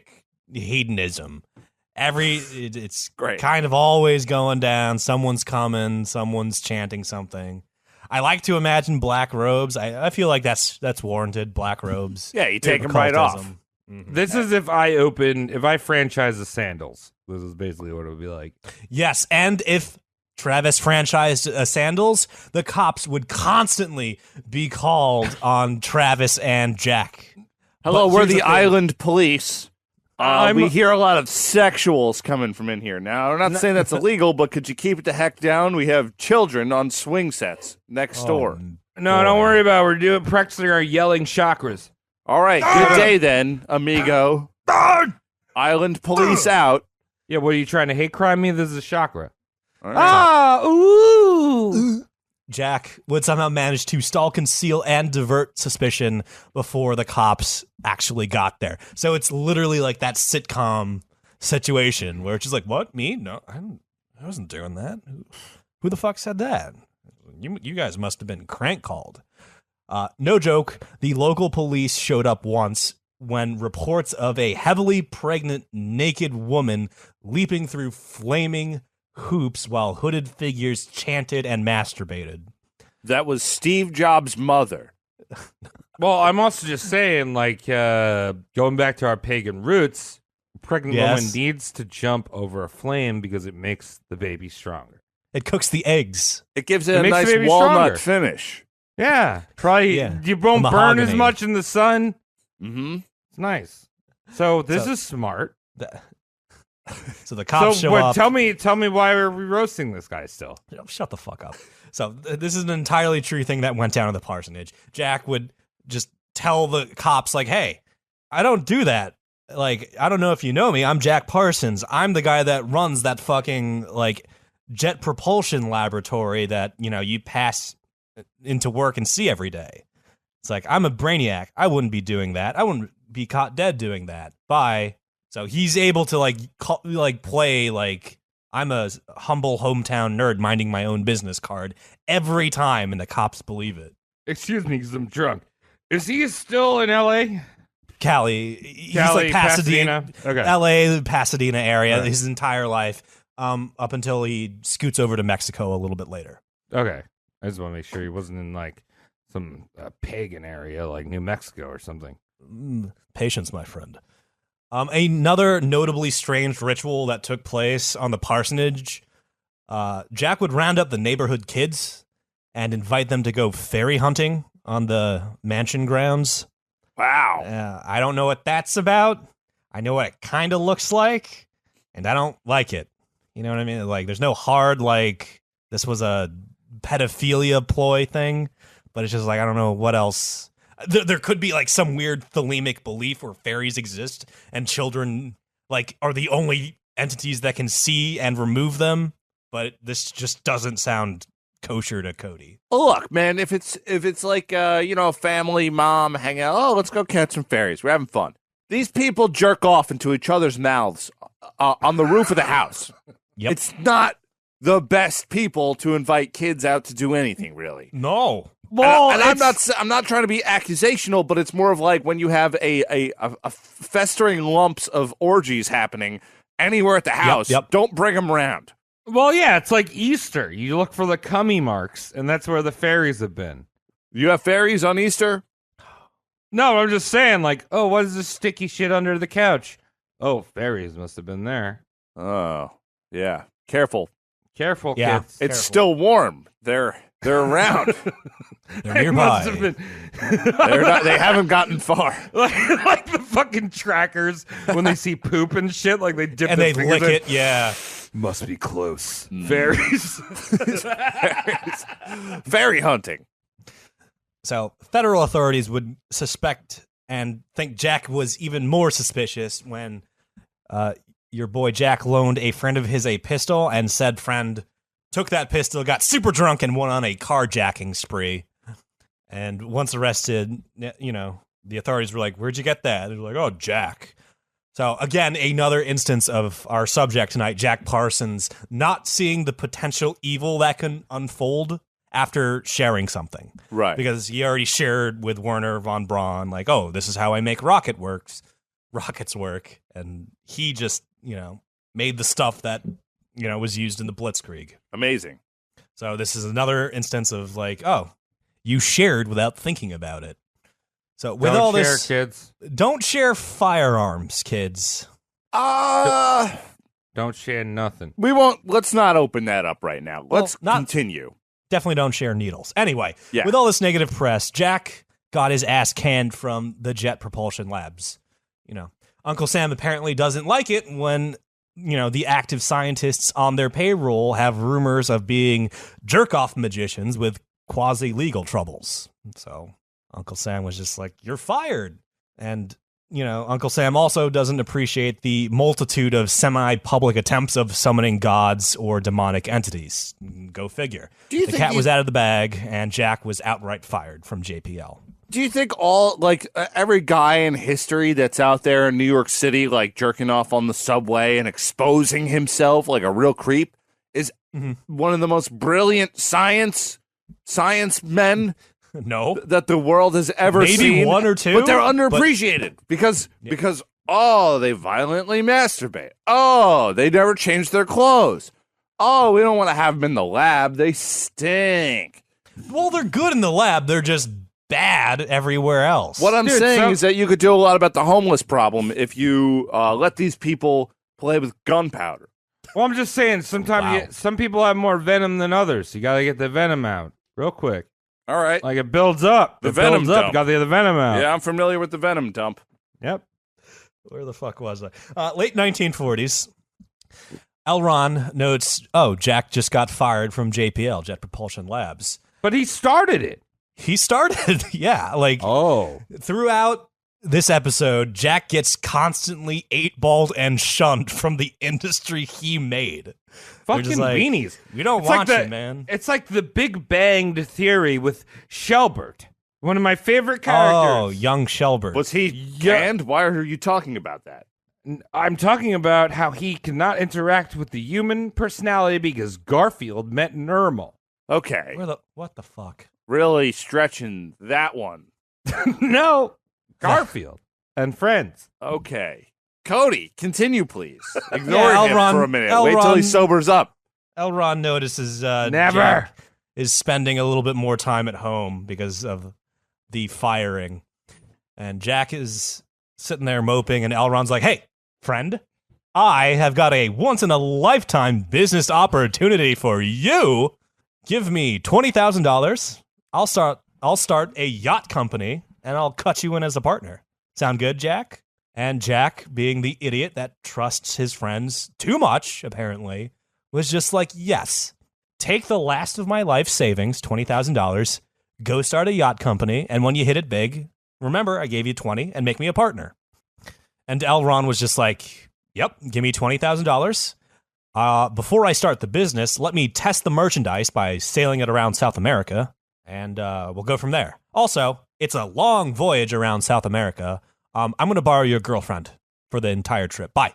Great. Great. Sometimes you need a pump when you're at sea. Sometimes, dude, I don't know. I fell on her. It was the motion of the waves. It's the motion of the ocean. Yeah. The motion of the ocean. Yeah. So motion of the ocean, seas, waves, the moons. Don Quixote Sailor Moon yelled at windmills. I love Sailor Moon. It's my favorite Pokemon. Yep. So Jack was like, what could go wrong? Gave L. Ron his girlfriend and $20,000. The last bit of, chunk of savings Jack had. So here we have Jack Parsons being cucked hard enough. It's in the history books. Yeah, I think you mentioned public. This. Yeah. You mentioned this in the Elron episode. This is our crossover. The guy tie. was cucked hard enough where history took note of said cucking. I will put this out there, too. Looking at pictures of Ron Hubbard and looking at pictures of our friend Parsons, man, did that woman fuck up. Yep. Right? She was showing her titties to a man with titties who looked like L. Ron Hubbard always had a child molesting kind of look to him. He was never charming looking. Parsons had charm, he had that going for him. He didn't have this dumpy quality. He did. Yeah. So L. Ron Hubbard looks like a thumb, and Jack Parsons looks like if Captain Jack Sparrow was a scientist. It's hot. Yeah. Sexy.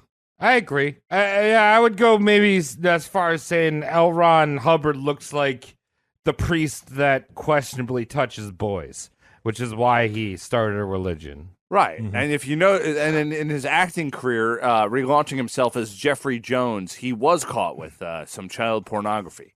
Yeah. So it all makes sense. There you go.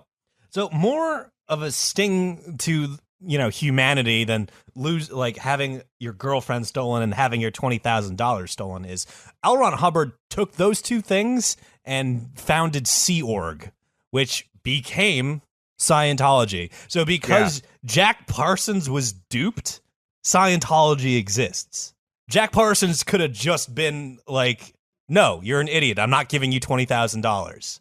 Right. And Scientology wouldn't have happened. Yeah. So you're saying that he blitzkrieged London by mistake, and then he started Scientology exists, but he did give us the confidence that John Travolta needed to grow his hair back. Yes, that's true. But think about all those hot chicks that have been lost because of Jack Parsons. The hot chicks that would have had a porn career, except they've dunked their life savings into Scientology and are chased. Oh, thank God. And are chased except for other Scientologists that ravage them. That's what chased means. Yeah. Congrats. So there you have it. Our boy Jack Parsons, partially responsible for the Blitz, partially responsible for Scientology. Not good. Ooh. December 1945, Jack undertakes something called the Babylon Working. This is like Babylon 5, dog? No. Babylon Working is occult shit to heighten the goddess of sexual liberation's influence on Earth.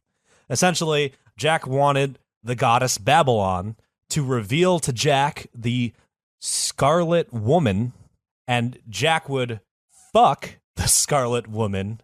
The Scarlet Woman would give birth to the Moonchild, and the Moonchild would be the first human capable of surviving in the vacuum of space.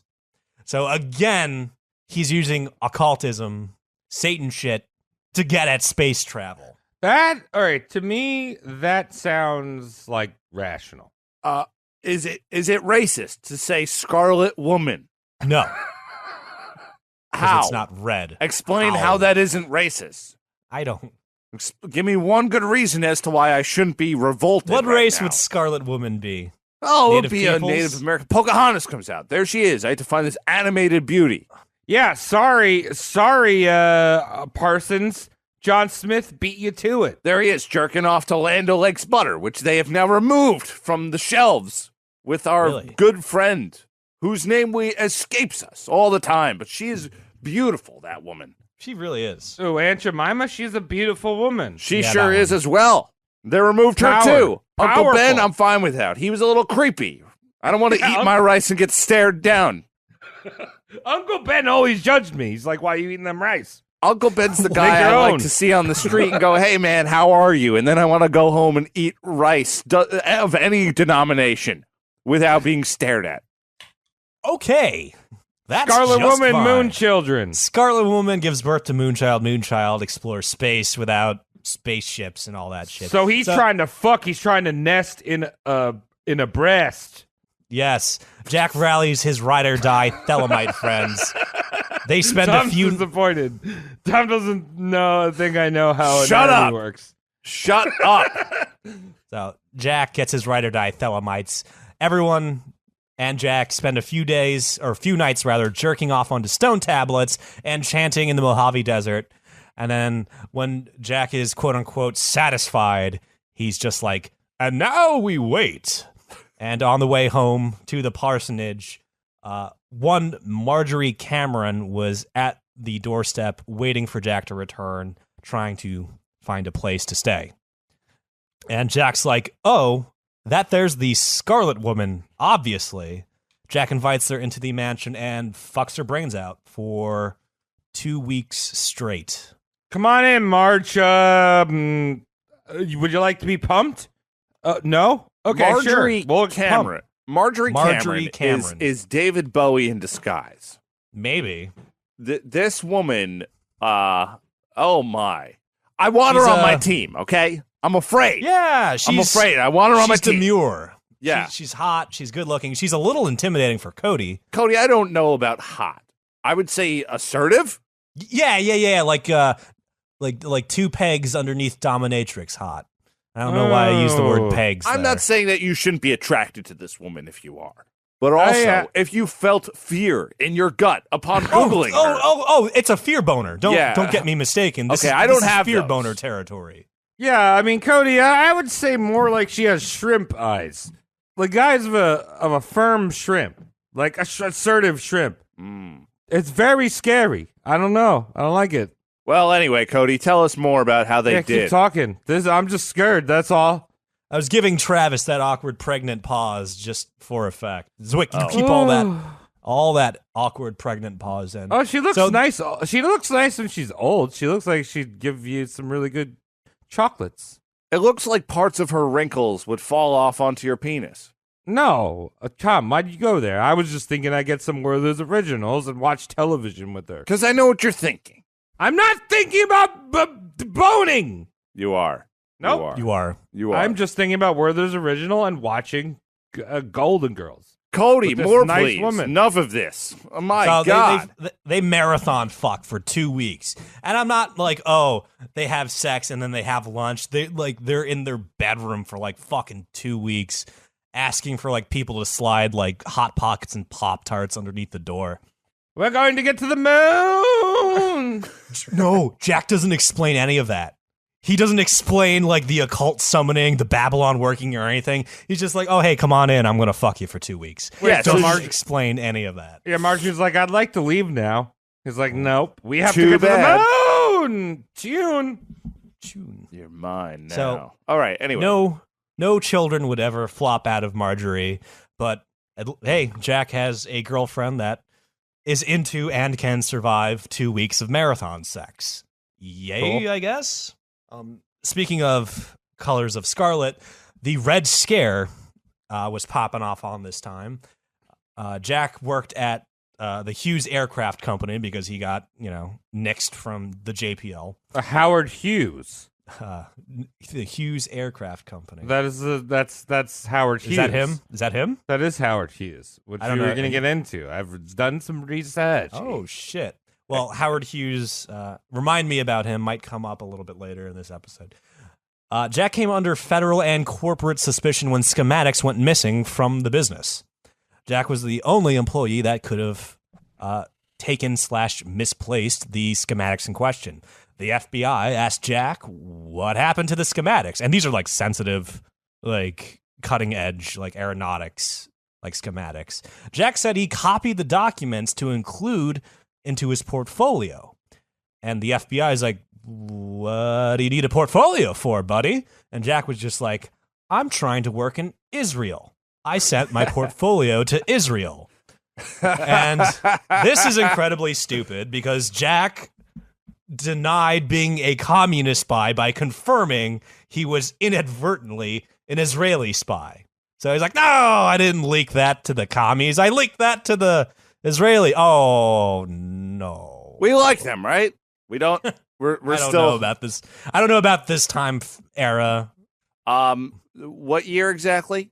The Red Scare's popping off. So Oh, right. So yeah, no, they like or them. about to pop off. They so like a little them. bit On before paper. Israel's cool. In reality, it's up for debate. Yeah, Jack was just like, look, I was just trying to get a free vacation, birthright, and I'm not Jewish, so I had to give him something. Yeah. So I sent him my foreskin and some plans to build a rocket.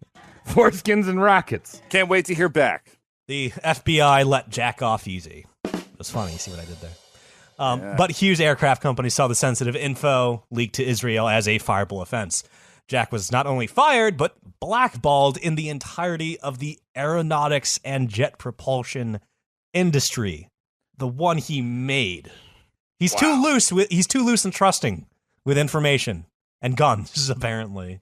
Well, man, maybe he is this when he starts inventing quads and monster Quads? energy?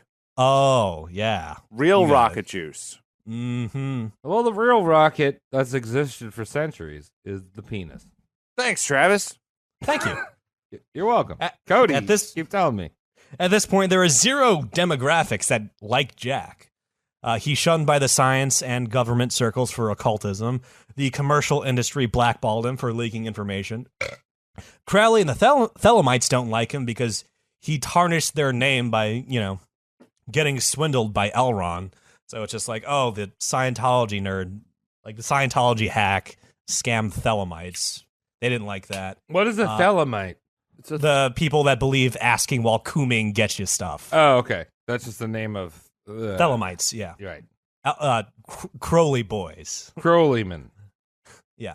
And cops on the straight and up didn't like him because they were constantly called to his mansion because of pregnant woman doing, acrobatics through flaming hoops. And crooked cops didn't like him because he had that whole anti-corruption shenanigans with the car bomb that he proved in court. Well, I mean, who would guess that the thin blue line would pass through piles of cum at the good old parsonage? Oh. Well, they got boots to step over that shit with. Yeah.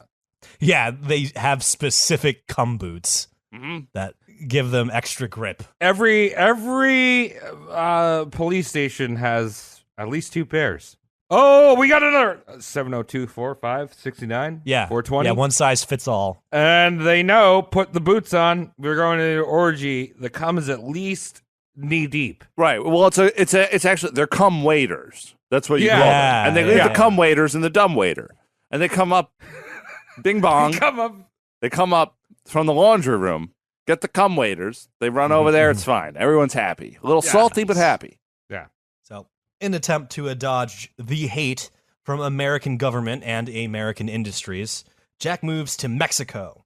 And he's there just getting out of America and waiting for that Israeli employer to be like, hey, green light, you're hired, move here, begin work. So he's waiting for an Israeli green light for his new phase of life. Right. So he's in the fee area of his career. He's put all the ingredients in his career pot. He's waiting.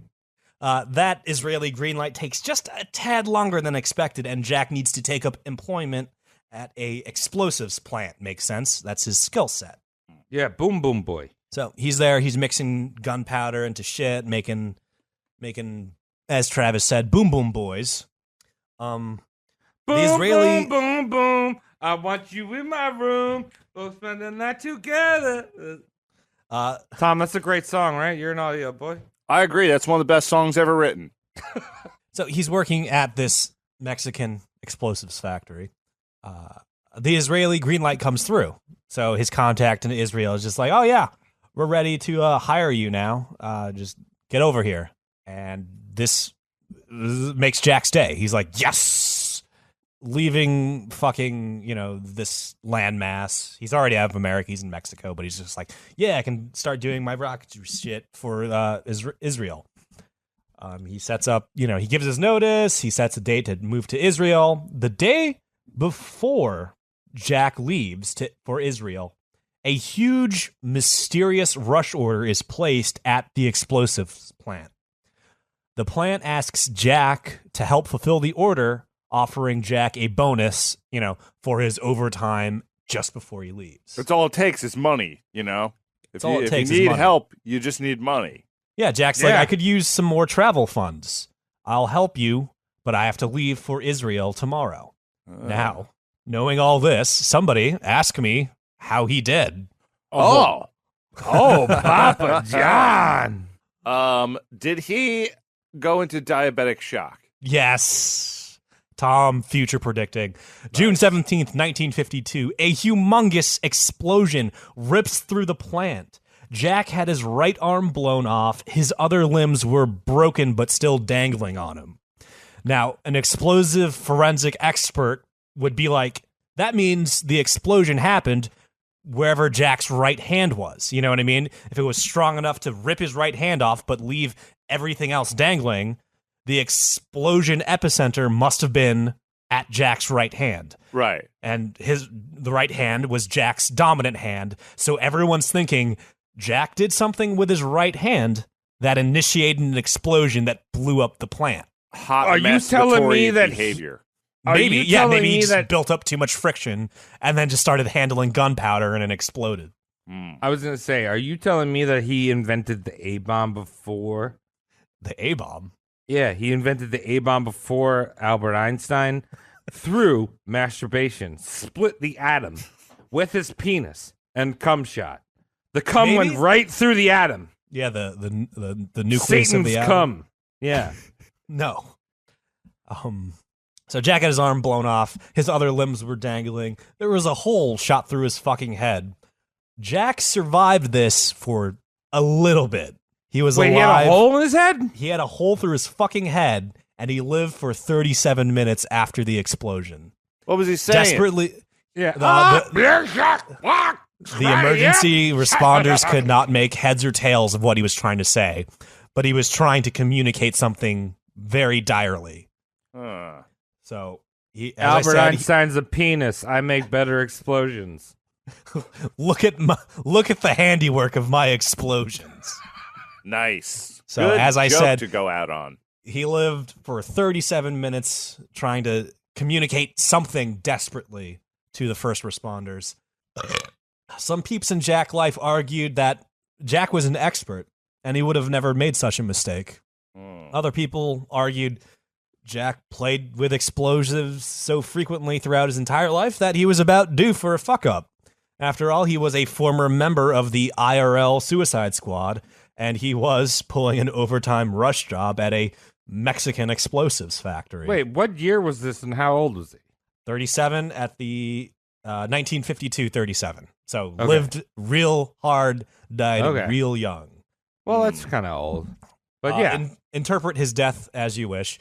One theory I will not stand for is the notion that this was a suicide. Some people are like, oh, Jack was in trouble. He got kicked out of America. He had to work in Mexico, and he just killed himself. Jack, a little bit too much of an expert to leave himself alive for 37 minutes if explosives were his weapon of choice. You know what I mean? Good point. He could have done that a little bit more clean. And keep in mind, he did all this legwork to move to Israel the next day. So this suicide theory is just no. I don't. That rush order was put there on purpose by several shadow governments. Trying to get rid of him. Sorry, one theory that holds a little bit more conspiracy water is that a government that would go on to participate in the Cold War had sabotaged the materials and orchestrated the explosion. Keep in mind, this is a mystery rush order that appeared literally 24 hours before Jack was in the wind in Israel. So this could have been a American or Russian government branch that's just too much of a flight risk. Make sure he has an accident before he's in the wind. Right. I mean, I also think dude, that's so indie, bro. Was it the 27 Club? Fuck that. It's a 37. Maybe it comes down to he was bad at speaking Spanish and took the wrong chemicals and dropped them into the wrong Los Bicras and became big old Buma Caracha. I like that. Yo soy biblioteca. Helio dead. That's how I would go. By accident. Another small conspiracy that makes a little bit less sense is it's a crooked LAPD cop trying to get retribution for that car bomb demonstration he did that put away Captain Kyle. That's a dumb one. That's dumb. Yeah, I don't like that one too much either. Jack's mother committed suicide via barbiturates shortly after hearing news of Jack's death. There would be no grand earthly monuments erected or christened in Jack Parsons' memory. However, one extraterrestrial one exists. NASA would name a crater on the moon after Jack Parsons. However, fitting with the science community's mixed feelings of Jack, this crater is perpetually hidden from vision, being on the dark side of the moon. Probably stuffed to the brim with Doritos bags. Yeah. That's where the intelligent microbiome lives on the moon. In cummies. Just cummies in this crater. We can't see it. Yeah. Marvel Comics would use Jack Parsons' likeness and personality to partially inspire the character Howard Stark. And this is the father of Iron Man and the founder of the fictional tech company Stark Industries. So Marvel, it's fitting because that's actually Jack's first name. Marvel took Jack Parsons' likeness, mixed it with Howard Hughes' likeness, and created this character called Howard Stark, and he's AKA the dad of Iron Endless Man. Comer. The Endless Comer. Yeah. Sonic Coom. Yeah, no, it's basically if you imagine a Mega Man, but with cum. No, it seems Jack's critical character flaw was not seeing the intrinsic evil that could lurk in others. He loaned a gun to a drunken carjacker. He too easily shared his rocketry discoveries with Germany and Israel. And he let the founder of Scientology cruise around the Americas with his girlfriend and the last of his life savings. Too trusting of a guy. So, there you have him. Marvel Whiteside Parsons Jr., explosive and jet propulsion expert, occult orgy organizer, historically noted cuck and masturbator. This guy's contributions might have warranted a national holiday, but no, occult pee-pee touching happened. Rest in Greece, sir. All right.